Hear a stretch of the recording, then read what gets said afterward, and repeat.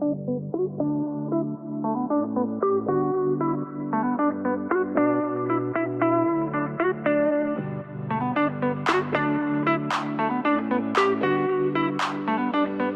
Dyer.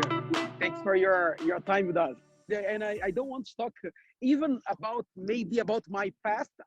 I heard very nice stories today, but and every time I was watching and I was thinking and reminding something that happened in my life. I lived already in 80 different countries around the world. I'm originally from Rio de Janeiro, as Marcelo. We are from the same city, and actually, and I had a quite nice childhood, and then a little bit contributed teenager hood.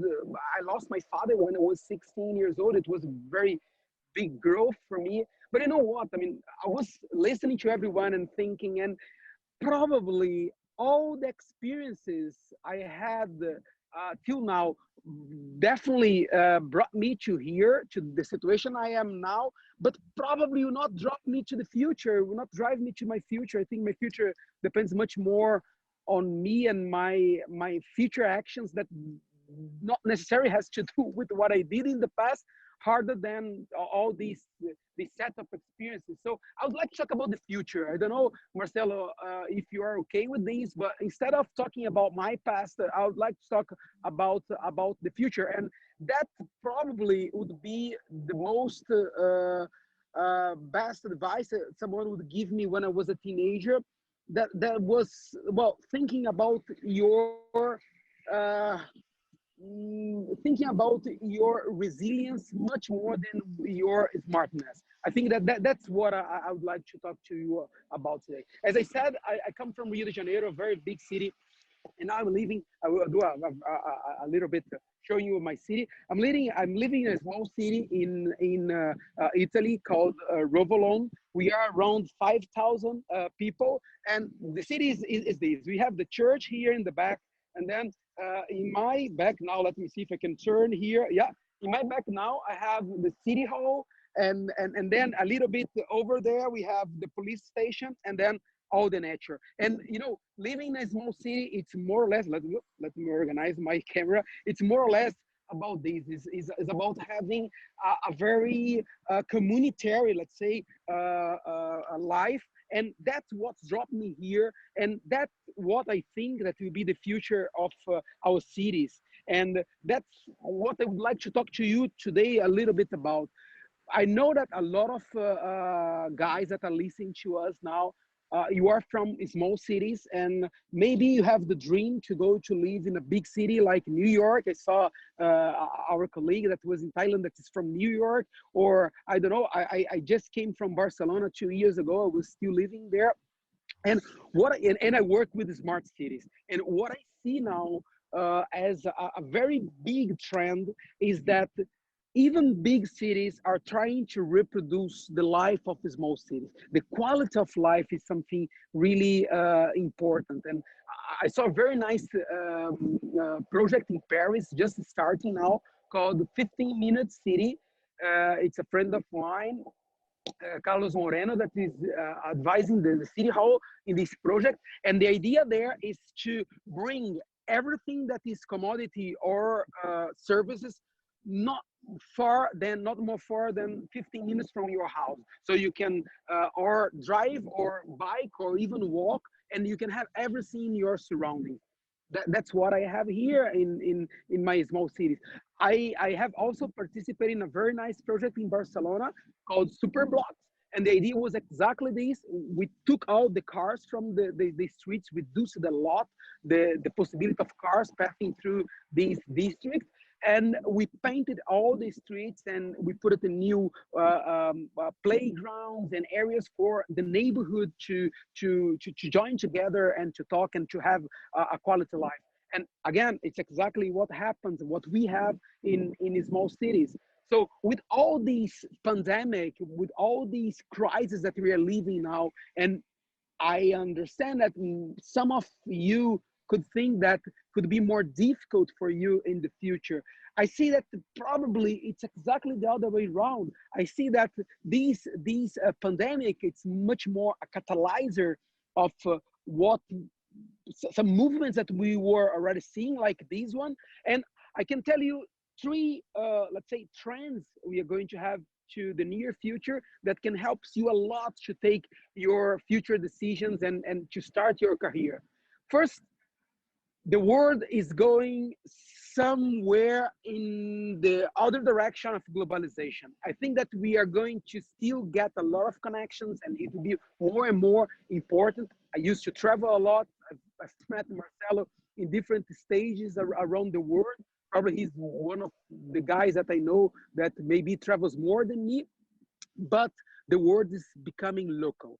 Cities and citizens want to have this feeling of local, the feeling of belonging, and these will really drive us to the new level of consumption, to the new level of decisions. And probably you are going to have as many opportunities as you'd have in a big city. In your small city, you are connected, you are online, and this is very important. So keep in mind, maybe not globalization anymore, but localization in a way that makes our life better. Second one, I see a very strong movement now for hyper technology. I think the world will become more and more technological. Technology will be not our focus, but technology will be coming to make our lives easier. You see, we are doing this in Zoom. Zoom in the last 6 months got over rating in the market, that Zoom alone now worth more than the 7 largest air companies in the world. Come on, I'm talking about Lufthansa, British Airways, Delta Airlines, American Airlines. They have airplanes, they have terminals, they have all the infrastructure, even though all of them together worth less than Zoom. What is Zoom? Very simple, at least in purpose, technology, connecting people, making possible these word connection, but based in a real life and a real problem of the society. Probably all the investments we saw in the past in going to Mars, or autonomous vehicles that become a reality, but not for now. These will be shifted to real problems. So if you are thinking about solutions, and if you're thinking about becoming a startupper, think about this. Solve real problems. Don't need to reinvent the wheel or to go to Mars to find life in Mars. We have real problems now that we need solutions. And the third one, and the last one, and we open to be discussing with you, is that we are probably facing again the era of the city states. I mean, the city states is a concept that happened long time ago. I live in one of the most important area of city states here in Europe, Venice. Venice was a city that has a status of like a country, and it was as important as all the other regions, countries in our area. I think that maybe we are not going to see the countries blowing up, but the cities will become maybe more important than the countries that they are located in. So these three trends will really shape our future. And believe me, when I was a teenager and when I was started all my career, I was considered a crazy guy. I mean, I gave up engineering to do business administration. I left a very stable job that I had in Brazil to travel the world. That was not, at that time, the standard. And I took the best decision I could to become flexible and resilient. And that brought me where I am. You were born already with this mindset of resilience, with this mindset of flexibility. So use these to make your future not predictable, but I mean, whatever it comes, and as we are still in a very big crisis and pandemic, but whatever it comes, you're going to be flexible to go over and to succeed on it. So Marcelo, maybe if you want to, we still have maybe 5 minutes, 5 minutes. Let's start a conversation. I saw the other speakers were very focused in telling their stories, were very nice. But maybe now we can discuss a little bit together, enjoying these beautiful background I have here. Well, and thanks for that, for sharing your thoughts. So how can I enhance teenager political and civic engagement around the world? What are the suggestions you make? So I think that you can use your skills as a teenager and your knowledge of social network and also technology to help your community to engage and to grow together.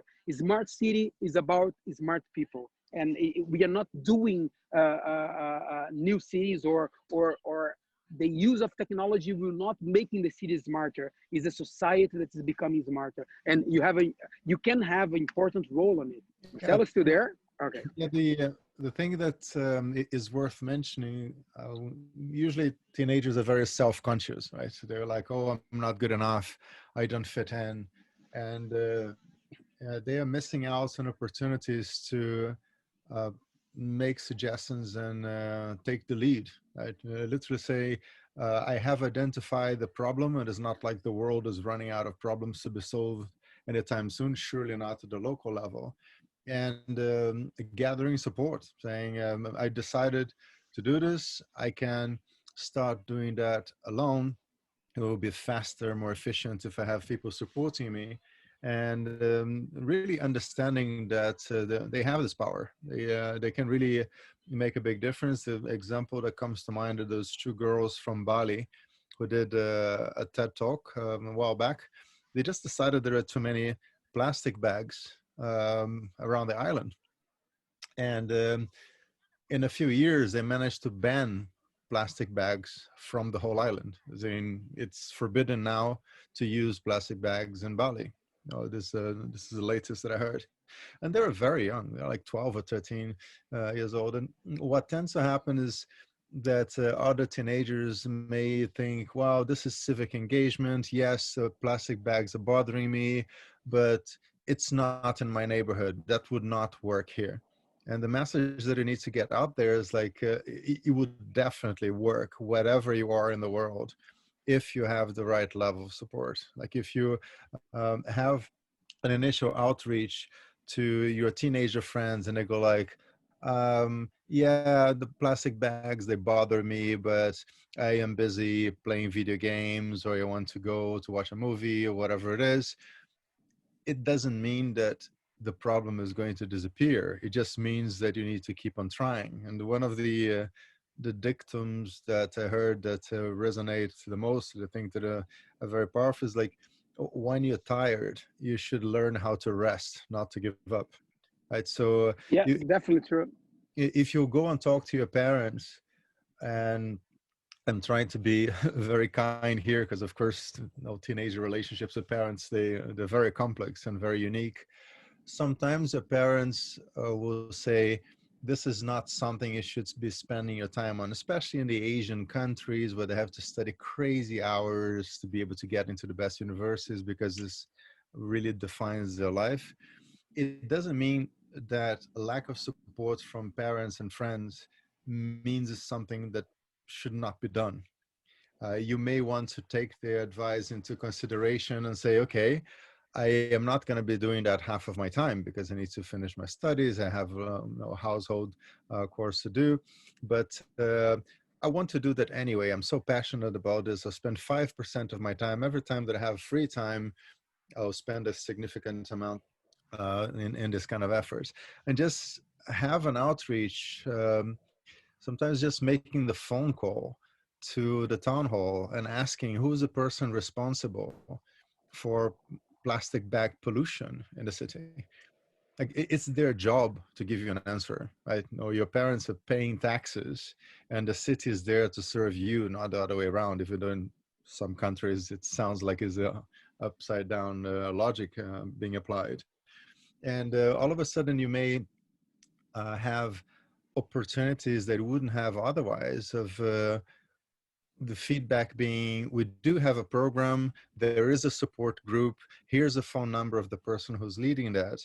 And by yourself as a teenager, even though your family and friends may be against you spending time doing something you believe in, and the plastic bag pollution problem is just one of those, you could eventually get engaged with the right people and really make a difference very quickly. But it requires to have this mindset that being a teenager doesn't prevent you from taking action or from being heard.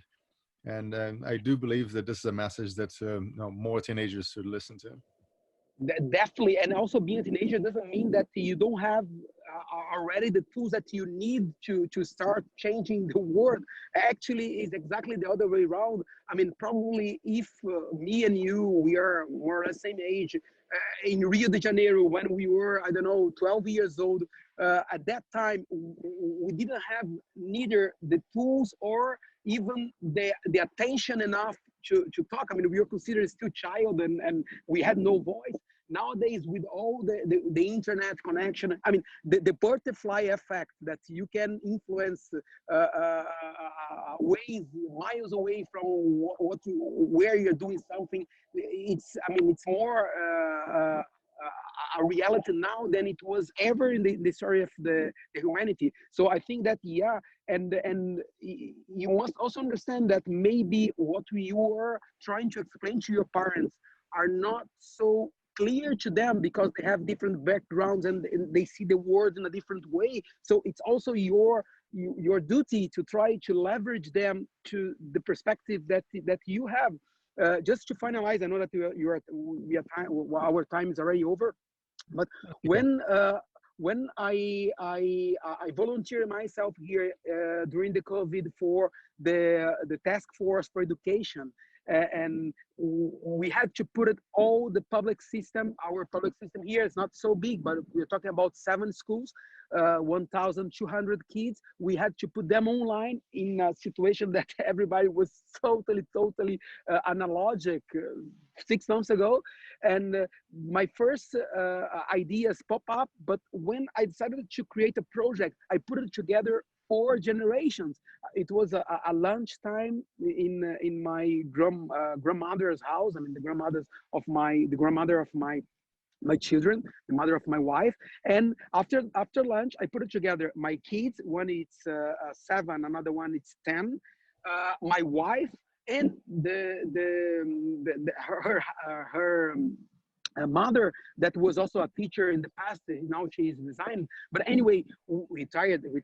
We put all these generations together and to understand how to reach a project that could make sense to everybody: teachers, students, parents, and so the final result was very nice, and we got to put this in practice very fast because we got to put all the points of views, different points of views in the same project. I think that is the key for success in a community project. If you want to change the community, understand who are the people that can help you to make this, and who are people that you're talking to.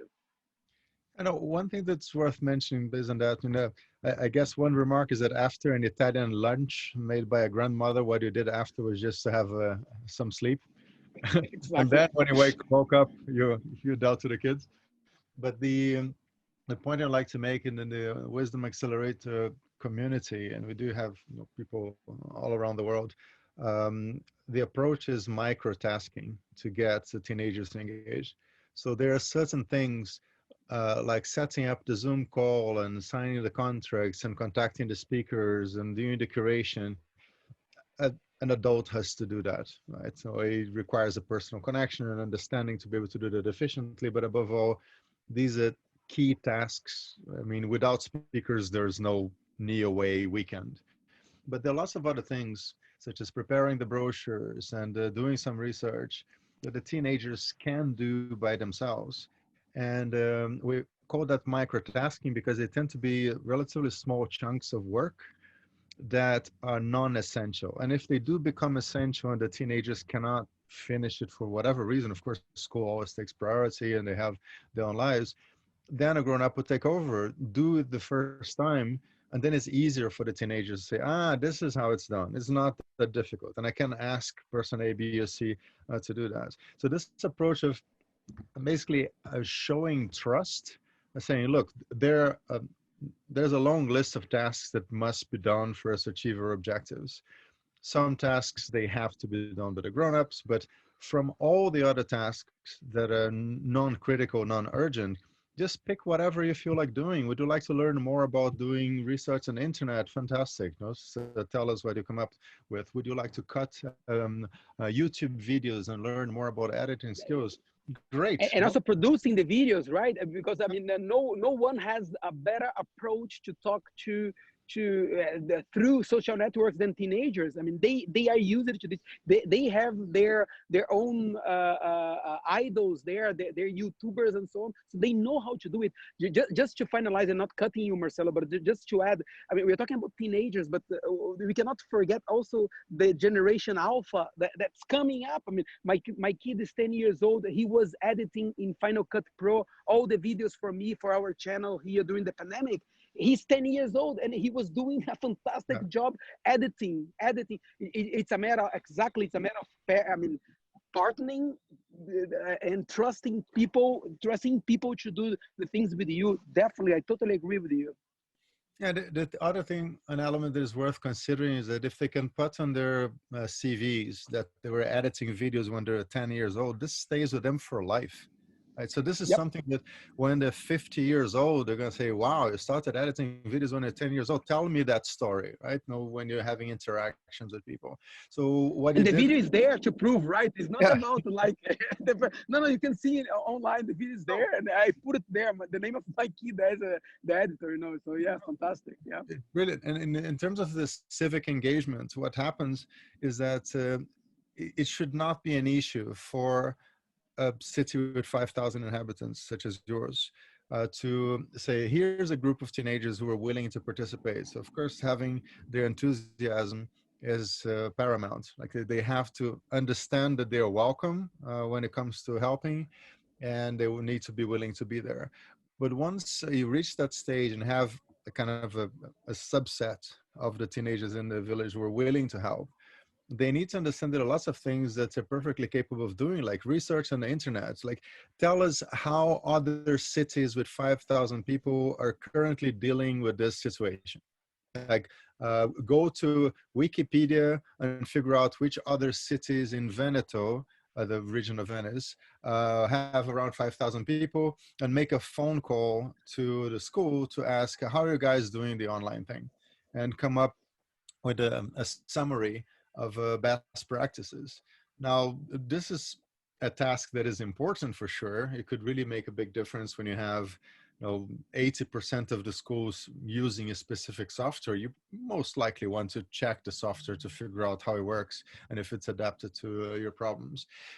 But it's non-essential, right? If it's something that they can't do because it's too difficult, it's too challenging, they found their boundaries, they understand their limitations, but the projects can move on. So I really think that this hybrid approach is something that can be done to increase level of civic engagement. And I'm happy to hear that you've done that at your village. So it's great that you had that experience. Hopefully your next book, I mean, you're a published author, maybe you can have a short book on how to get COVID-proof as an Italian village. Maybe that could be a series of articles that people would be happy to read. And it's brilliant, man. So thank you so much. We've been in many conferences together now, and usually you invite me to one and I invite you to another one. Well, wait, just wait for my next invitation. It's just to come. Oh, fantastic. No, be very glad to do so. And I hope to cross paths soon in real life. And yeah, you're welcome to stick around. You're getting a suntan at the moment outside, so I'm sure you have a busy weekend. It's quite cold today, yeah. Right. But you're Thank you, more Marcelo. welcome to data sessions, and thanks so much for joining.